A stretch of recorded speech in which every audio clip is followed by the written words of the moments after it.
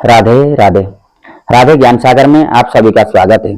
आइए मैं आज आप लोगों को हमारी चर्चा चल रही है लग्न में बैठे हुए ग्रहों के विषय में। तो पिछले दो वीडियो में मैंने सूर्य चंद्रमा मंगल, फिर उसके बाद दूसरे वीडियो में बुध बृहस्पति और शुक्र लग्न में होंगे तो उसका किस किस तरह का फल होगा इसके विषय में मैंने जानकारी दी आप लोगों को।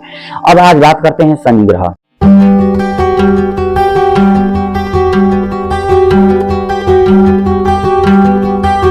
अब शनि महाराज, हालांकि शनि महाराज जो है ना एक धीरे धीरे चलने वाले ग्रह हैं, बड़े ग्रह हैं और कर्मठ हैं, यानी कि अपने दायित्व को पूरा करने वाले हैं। तो जिनका लग्न में शनि बैठा होता है, ऐसे जातक यदि अगर शनि शुभ स्थिति में होगा तो निश्चित रूप से इतना कर्मठ होगा कि वो जीवन में अपने कार्यों को लेकर के बहुत ही सेंसुअल और बहुत ही पैशनेट रहेगा। भले ही कार्य जल्दी जल्दी पूरे न हो, भले देर से कार्य हो, लेकिन वो लगा रहेगा। एक लगनशीलता, धैर्यता ऐसे जातकों में कूट कूट कर भरा होता है ऐसे गुण। और ऐसे जातक थोड़े से आलसी भी होते हैं। आलसी तो मतलब आलसी ही कहा जा सकता है सामान्य तौर पर देखने पर, लेकिन ऐसे जातक निरंतर एक धीरे धीरे स्लो मोशन में अपने कार्य को पूरा करने में लगे रहते हैं। तो थोड़ा सा डिले इनके कार्य को पूरा होने में जरूर लगता है, लेकिन ऐसे जातक जो है धैर्यवान होते हैं, बहुत ही ज्यादा पैशन इनके भीतर रहता है। दूसरा कि ऐसे जातकों को अपने दायित्वों का बोध अच्छे से होता है। बहुत कम उम्र से ही ऐसे जातकों को जीवन का अर्थ समझ में आ जाएगा और ऐसे जातक अपने दायित्व को पूरा करने में लग जाएंगे।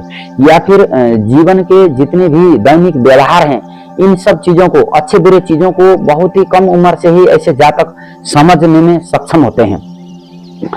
और न्यायप्रिय होते हैं, कहीं अन्याय होता हुआ ये देख नहीं पाते हैं, उसका विरोध भी करते हैं। और ईमानदार बहुत होते हैं, ईमानदारी से अपने कार्य को पूरा करते हैं। इनके भीतर बेईमानियत या फिर छल छिद्र या कपट की भावना ढूंढने पर भी नहीं मिलती है। और छोटी उम्र से ही जितने भी कार्य होते हैं, अपने दैनिक जीवन के कार्य होते हैं, उन कार्यों को करने में दक्षता और महारत इनको ज्यादा हासिल होती है। कुशल और समझदार माने जाते हैं। और जिस समय में बाकी लोग अपने जवानी का आनंद लेते हैं या फिर बचपन का सुख भोगते हैं, उस समय में ही इन लोगों को जीवन का बहुत सारा दायित्व जो है निभाना पड़ सकता है। और उस जिम्मेदारियों को पूरा करते हुए ये जिंदगी को बहुत कम उम्र से ही अच्छे तरीके से समझने में सफल होते हैं।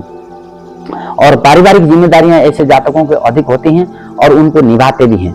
तो न्यायप्रिय होते हैं, कर्मठ होते हैं। इसलिए यदि अगर शनि शुभ होगा तो अच्छा अच्छा फल भी देंगे शनि महाराज। लेकिन जहां पर जैसे लग्न में शनि होगा तो सप्तम भाव को शनि पूर्ण दृष्टि रखते हैं, तो ऐसी स्थिति में संभवतः शादी होने में थोड़ा सा लेट हो सकता है। हालांकि सप्तम और सप्तमेश की स्थिति को भी देखा जाना चाहिए।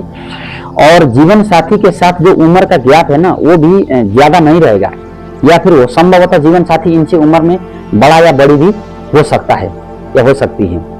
तो ये लग्न में शनि। अब हम बात करते हैं लग्न में जिन व्यक्तियों का राहु होता है।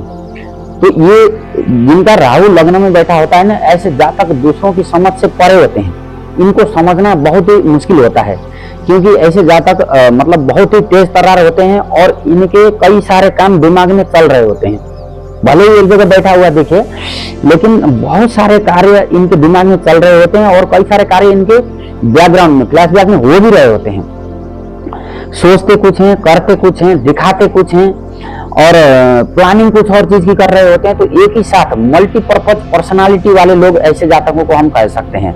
तो बहुत सारे मतलब कार्य एक समय में कर सकते हैं और बहुत अच्छे प्लानर होते हैं, योजनाकार होते हैं और लंबी लंबी योजनाएं बनाने में सफल होते हैं।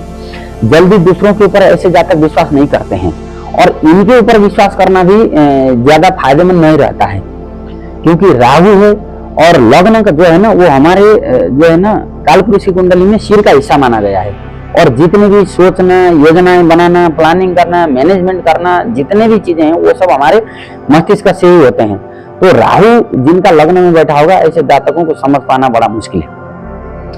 दूसरा, बहुत ज्यादा होशियार रहते हैं, कहीं से कुछ किसी तरह का कोई गड़बड़ ना हो जाए, है ना।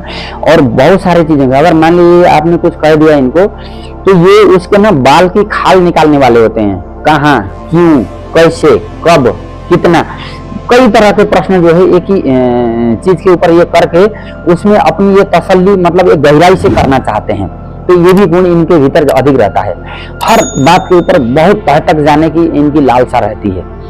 और इनके दिमाग में कुछ कुछ जो है ना खुराफात भी चलते रहता है। अपनी स्वार्थ सिद्धि और अपनी जो योजना यदि अगर सफल होना है या फिर उसको करना है तो ये नीति के विपरीत भी जा सकते हैं, या फिर लालच में आकर के दूसरे को फंसा करके, या फिर किसी भी तरीके से साम दाम दंड भेद, ये चारों नीतियां इनके पास रहती हैं और उस तरीके से ये अपने कार्यों को पूरा करते हैं।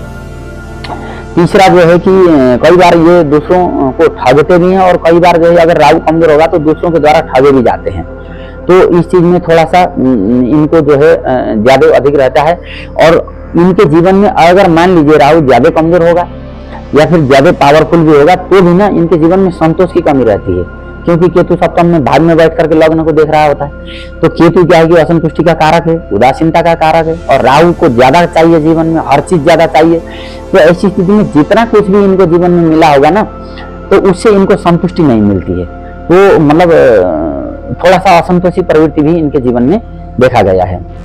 अब बात करते हैं, यदि अगर किसी का लग्न में ही केतु बैठा होगा तो ऐसे जातक मन के बड़े साफ होते हैं और मन की ही बातें करते हैं। ज्यादातर अपने मन में जो चल रहा है या भावनाएं, मतलब अपनी भावनाओं को ये बातों के जरिए प्रदर्शित करते रहते हैं दूसरों के साथ, और मन की ही बात को ज्यादा मानते हैं, दिमाग से ये ज्यादा काम नहीं लेते हैं।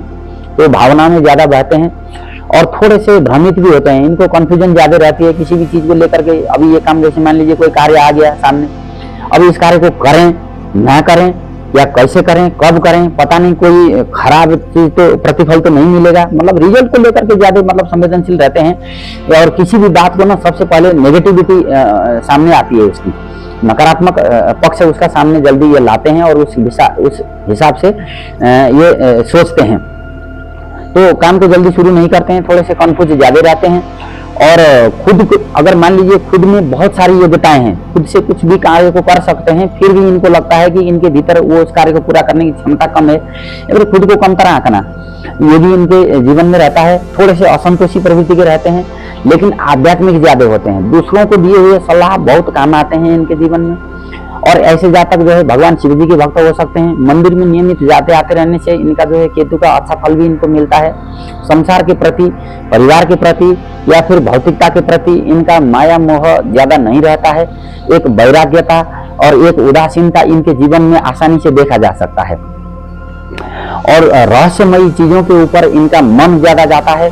यदि अगर मान लीजिए लग्न में केतु बहुत पावरफुल होगा, उच्च का होगा, है ना, जैसे कि धनु राशि का होगा या फिर वृश्चिक राशि का केतु होगा, तो ऐसे जातक को मतलब जो है कि सरकार के लिए काम करना और उनके लिए अन्वेषण करता, खोजी करता, है ना, वैज्ञानिक बनना, या फिर किसी मतलब जो है जासूस बनना, कि रक्षा विभाग में या फिर सेना पुलिस में जाकर के मतलब भीतर भीतर की गहरे गहरे राजों को ढूंढ के निकालना, एक अच्छे जासूस या फिर सरकार का जो है अच्छा रिसर्चर ऐसे जातक बन सकते हैं, क्योंकि केतु रिसर्च है। और जिनका केतु कुंडली में अगर मान लीजिए खराब है, कमजोर है, तो ऐसे जातकों को अपने घर में ऊपर जो है ओम या फिर कोई भगवान के चित्र वाला ध्वज लगा सकते हैं। किसी मंदिर में जाकर के झंडा या निशान अर्पण कर सकते हैं भगवान के मंदिर में। शंकर भगवान को जल चढ़ाया जा सकता है। और संभवतः ये भी होगा कि लग्न में यदि अगर केतु होगा तो दाम्पत्य जीवन थोड़ा सा प्रभावी रहेगा, क्योंकि सप्तम में राहु होगा तो पति पत्नी के तालमेल में कमी आती है। ऐसे जातकों को खास करके विवाह करते समय कुंडली मिलान, दोनों का, वर वधू का कुंडली मिलान, वर कन्या का अच्छे से करके मिलान करके ही, और बहुत सारे शादी के बाद भी दान पुण्य तीर्थ व्रत धर्म कर्म के कार्य इन लोगों को समय समय पर करते रहना चाहिए। और परिवार के साथ एक सामंजस्य बिठाने की कोशिश अपनी तरफ से भी नियमित रूप से करते रहना चाहिए। और ये स्वाभाविक रूप से जासूस होते हैं, तो मैंने पहले ही कहा। और जैसे कि मान लीजिए घर व्यवहार में या परिवार में या अपने सर छिमेक में भी किसी की भी छोटी सी भी गलती होगी ना, तुरंत ये पकड़ लेंगे। तो मतलब जासूस स्वभाव इनमें ज्यादा रहता है। यदि अगर आपके कुंडली में केतु अच्छा है तो आप निश्चित रूप से जो है ना जासूस, खोजी करता, अन्वेषण करता या फिर रिसर्चर आप बन सकते हैं। उसी तरीके से आप अपने कैरियर का भी चुनाव कर सकते हैं, क्योंकि दशम भाव से हम कर्म देखते हैं कि कैसा हम कर्म करेंगे। आजीविका, जैसे राज्य सरकार का लाभ, राज्य सरकार का साथ सहयोग, पिता का साथ सहयोग, ये भी देखा जाता है।